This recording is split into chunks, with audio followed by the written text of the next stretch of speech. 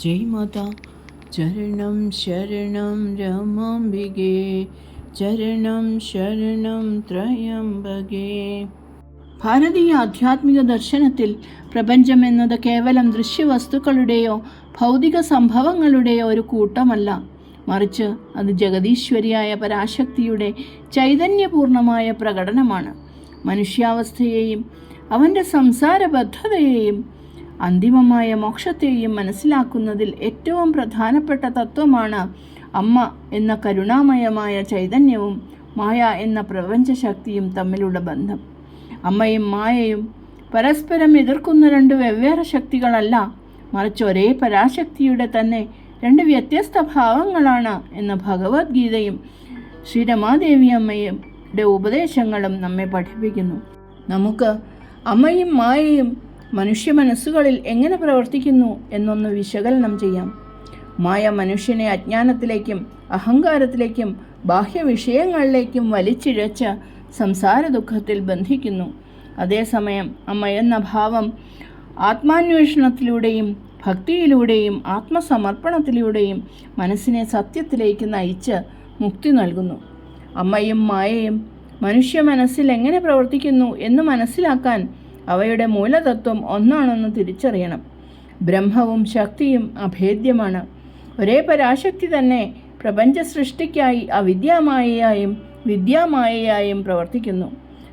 ഭഗവത്ഗീത 7-ാം അധ്യായത്തിൽ ഭഗവാൻ ശ്രീകൃഷ്ണൻ തൻ്റെ പ്രകൃതിയെ അപരാപ്രകൃതി, പരാപ്രകൃതി എന്നിങ്ങനെ രണ്ടായി തിരിക്കുന്നു. നാമരൂപങ്ങളാൽ സമ്പന്നമായ ഈ പ്രപഞ്ചത്തെ സൃഷ്ടിക്കുകയും അതിൽ വൈവിധ്യം തോന്നിപ്പിക്കുകയും ചെയ്യുന്നത് മായയാണ്. ശ്രീരമാദേവി അമ്മ വ്യക്തമാക്കിയിട്ടുള്ളത് മായ എന്നത് ഈശ്വരന് പുറത്തുള്ള ഒരു തിന്മയുടെ ശക്തിയല്ല എന്നാണ്. അമ്മ തന്നെയാണ് മായയുടെ സാരിത്തുമ്പ് കൊണ്ട് സത്യത്തെ മറച്ചിരിക്കുന്നത്. തീന് ചുടുവാനുള്ള ശക്തിയും പ്രകാശിപ്പിക്കാനുള്ള ശക്തിയും ഉള്ളതുപോലെ പരാശക്തിക്ക് ആവരണശക്തിയും വിക്ഷേപശക്തിയുമുണ്ട്.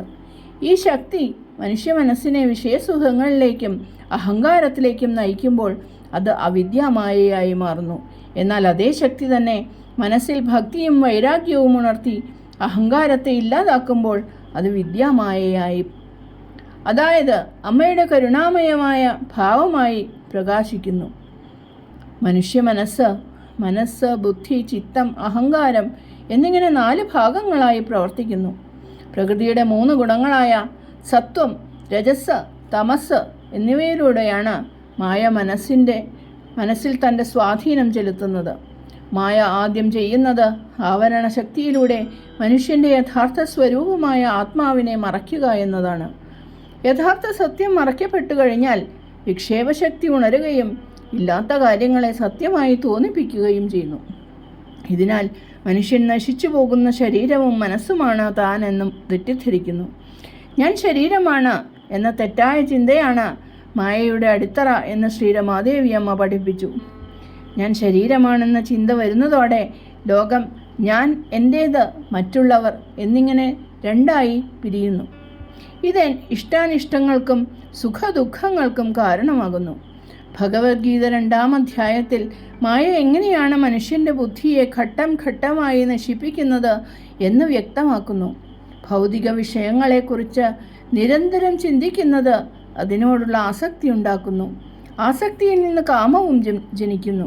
ആഗ്രഹം തടസ്സപ്പെടുമ്പോൾ കോപമുണ്ടാകുന്നു. കോപത്തിൽ നിന്ന് വിവേകനഷ്ടമുണ്ടാകുന്നു. മോഹം മൂലം ധാർമ്മിക ബോധവും ഓർമ്മയും നഷ്ടപ്പെടുന്നു. ഓർമ്മ നഷ്ടപ്പെടുന്നതോടെ ശരിയും തെറ്റും തിരിച്ചറിയുവാനുള്ള ബുദ്ധി നശിക്കുകയും ബുദ്ധി നശിക്കുന്നതോടെ മനുഷ്യൻ ആത്മീയമായി പൂർണ്ണമായും പതനത്തിലേക്ക് എത്തുകയും ചെയ്യുന്നു. ഈ വിധത്തിലാണ് മായ മനുഷ്യ മനസ്സിനെ ആശങ്കകളുടെയും അശാന്തിയുടെയും ഭൗതിക മോഹങ്ങളുടെയും തടവറയാക്കി മാറ്റുന്നത്. മായ മനുഷ്യനെ ലോകബന്ധങ്ങളിൽ കുടുക്കുമ്പോൾ ഒരേ ശക്തിയുടെ തന്നെ മാതൃഭാവം മനസ്സിനെ അതിൽ നിന്ന് മോചിപ്പിക്കാൻ ഉള്ളിൽ നിന്ന് പ്രവർത്തിക്കുന്നു. തൊട്ടിലാട്ടുന്ന അമ്മ തന്നെയാണ് കുട്ടി കരയുമ്പോൾ ഓടിയെത്തി മാറോടണയ്ക്കുന്നത് എന്നാണ് ശ്രീരമാദേവി അമ്മ ഓർമ്മിപ്പിക്കാറുള്ളത്. ലീലകൾ സൃഷ്ടിക്കുന്നത് മായയാണെങ്കിലും ജീവൻ ലൗകിക ദുഃഖങ്ങളിൽ തളർന്ന് ആത്മാർത്ഥമായി വിളിക്കുമ്പോൾ പരാശക്തി അമ്മയായി ഭക്തൻ്റെ മുന്നിൽ പ്രത്യക്ഷപ്പെടുന്നു. വിദ്യാമായയുടെ സ്വാധീനത്താൽ മനുഷ്യ മനസ്സിൽ വലിയ മാറ്റങ്ങൾ സംഭവിക്കുന്നു. അല്പസുഖങ്ങൾക്കായുള്ള ആഗ്രഹമില്ലാതായി അനന്തമായ ഈശ്വരപ്രേമം മനസ്സിൽ നിറയുന്നു. ഞാനാണ് ചെയ്യുന്നത് എന്ന അഹങ്കാരം മാറി ഞാൻ അമ്മയുടെ കയ്യിലെ വെറും ഒരു ഉപകരണം മാത്രമാണ് എന്ന ആത്മസമർപ്പണം ഉണ്ടാകുന്നു. ബുദ്ധി തെളിഞ്ഞ് നിത്യമായതും അനിത്യമായതും തിരിച്ചറിയുവാനുള്ള വിവേകം ലഭിക്കുന്നു. അമ്മയുടെ കൃപ മനസ്സിനെ നശിപ്പിക്കുകയല്ല, മറിച്ച് മനസ്സിനെ പരിശുദ്ധമാക്കുകയാണ് ചെയ്യുന്നത്. മനസ്സ് പൂർണ്ണമായും നിശബ്ദവും ശുദ്ധവുമാകുമ്പോൾ, ഇരുട്ടിൽ വെളിച്ചം വരുമ്പോൾ നിഴൽ മാഞ്ഞു പോകുന്നത് പോലെ മായയും ഇല്ലാതാകുന്നു. ഭഗവത്ഗീത 7-ാം അധ്യായത്തിൽ ഭഗവാൻ അരുളി ചെയ്യുന്നത് ത്രിഗുണാത്മകവും ദൈവികവുമായ തൻ്റെ ഈ മായ കടക്കാൻ വളരെ വിഷമമുള്ളതാണെന്നും എന്നാൽ തന്നെ തന്നെ ശരണം പ്രാപിക്കുന്നവർ ഈ മായയെ എളുപ്പം തരണം ചെയ്യുന്നു എന്നുമാണ്. ഈ ശ്ലോകത്തിലൂടെ 3 കാര്യങ്ങൾ വ്യക്തമാകുന്നു. ഒന്നാമതായി, മായ ഈശ്വരീയമാണ്. അത് പ്രകൃതിയിലെ തകരാറല്ല, മറിച്ച് ഈശ്വരീയമായ ലീലാവിനോദമാണ്.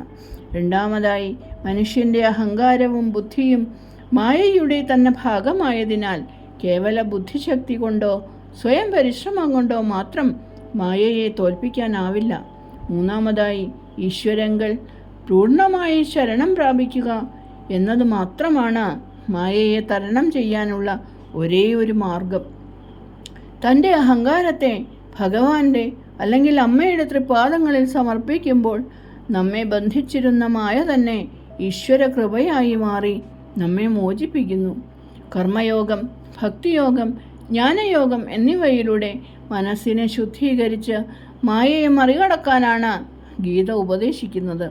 ഭഗവത്ഗീതയിലെ സങ്കീർണമായ തത്വങ്ങളെ സാധാരണക്കാരൻ്റെ ജീവിതത്തിലേക്ക് ലളിതമായി പകർന്നു നൽകിയതാണ് ശ്രീ രമാദേവി അമ്മയുടെ ജീവിതവും സന്ദേശങ്ങളും.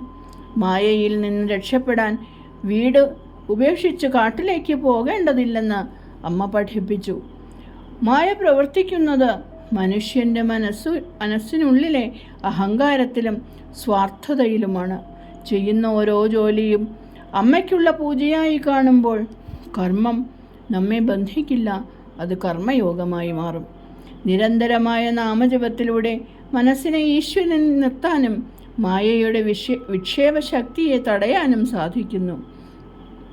എല്ലാവരിലും ദിവ്യമാതാവിനെ ദർശിക്കുന്നതിലൂടെ മായ സൃഷ്ടിക്കുന്ന ഭേദചിന്തകളും അഹങ്കാരവും തകരുകയും ഹൃദയം വിശാലമാകുകയും ചെയ്യുന്നു. ഈ പരിശീലനങ്ങളിലൂടെ മനസ്സ് മായയുടെ പിടിയിൽ നിന്ന് പൂർണ്ണമായി മോചിതമാകുന്നു. മായ എന്നത് അമ്മയുടെ ലീല മാത്രമാണെന്ന് സാക്ഷാത്കരിക്കാൻ സാധിക്കുന്നു. ചുരുക്കത്തിൽ, മായയിൽ നിന്ന് അമ്മയിലേക്കുള്ള യാത്ര എന്നതാണ് അജ്ഞാനത്തിൽ നിന്ന് ജ്ഞാനത്തിലേക്കുള്ള ആന്തരികമായ ഉണർവ്. അമ്മയും മായയും തമ്മിൽ പോരാടുന്ന 2 വെവ്വേറെ ശക്തികളല്ല. മായ എന്നത് മൂടുപടമണിഞ്ഞ അമ്മയാണ്. അമ്മ എന്നത് മൂടുപടമില്ലാത്ത മായയുടെ സത്യസ്വരൂപവുമാണ്. മനുഷ്യൻ അഹങ്കാരത്തിനും ഭൗതിക ആഗ്രഹങ്ങൾക്കും അടിമപ്പെടുമ്പോൾ ആ പരാശക്തിയെ അവൻ മായയുടെ ബന്ധനമായി അനുഭവിക്കുന്നു. എന്നാൽ അതേ മനുഷ്യൻ ആത്മാർത്ഥതയോടെയും ശരണാഗതിയോടെയും അന്തർമുഖനാകുമ്പോൾ ആ ശക്തി തന്നെ സ്നേഹമയിയായ അമ്മയായി അവനെ വാരിപ്പുണരുകയും മുക്തി നൽകുകയും ചെയ്യുന്നു. ഭഗവത്ഗീതയും ശ്രീ രമാദേവിയമ്മയും കാട്ടിത്തന്ന ഈ ശരണാഗതിയുടെ പാതയിലൂടെ അഹങ്കാരം നശിക്കുമ്പോൾ മായയുടെ തിരശ്ശീല വീഴുകയും പരമാനന്ദമായ അദ്വൈത സത്യം പ്രകാശിക്കുകയും ചെയ്യുന്നു. ചരണം ശരണം രമാംബികേ, ചരണം ശരണം ത്രയംബകേ. ജയ് മാതാ.